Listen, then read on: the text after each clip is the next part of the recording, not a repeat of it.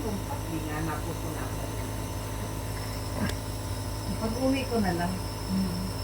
Ready. Ayan, taras binibidyo kita, binablog kita. Ayan, oh. Nag-ritual na. Ito po yung modern siyabu. Ayan, ito ayan, ang pagginhawa ng baga. Ayan, kailangan mag-nebulizer para sa mga may hika. Habang nag-nebulizer si Tita Rose, in love naman itong isa.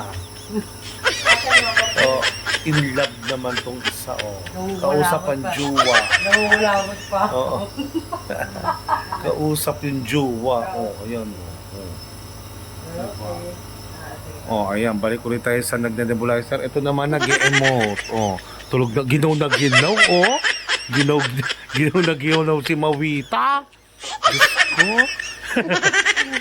Parang lahat ata dito may may nararamdaman. Ito, hinihika. Ito, ginaw na ginaw. Ito, nararamdaman punong-puno ng pag-ibig. Si Lula, punong-puno ng pag-ibig. Kuya, yung dati nakatira sa bahay. Inabot daw na. Ayan. Tapos ito, bagong ligo. O, di ba? Hindi ko nakasama daw sa bahay sa Alabang. Bagong ligo. Okay, o, sige. Ito yung room namin. Tingnan mo Hindi na daw sa namin. Muntinlupa Hospital, hindi Oo. naman inaasikaso. Ayan ang room namin. Diba? Nagtalukbong na yung isa. Diba? Ayan ang room namin. Oo. Todo pa ba electric? Pati yung naka-aircon, naka-electric pump pa yan, ha? Ginaw na ginaw. Diba? Pero pag pinatay naman yung aircon, nagre-reklamo. Pero nakakumot naman ng bongga. Diba? Kakaloka. Ayan ang room namin. O, mabalik tayo sa nagde-nebulizer.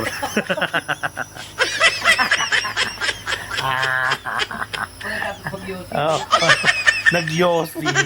Nagbisyo muna ng mga isang paketeng yosi. Nung nakaramdam, tsaka nag-nebulizer. Ano masasabi nung umiibig at nagmama? Happy lang. In love lang.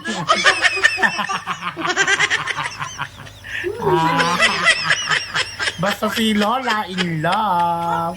Happy lang. O, balik ulit sa'yo nag-nebulizer. Okay. O, sige, bye.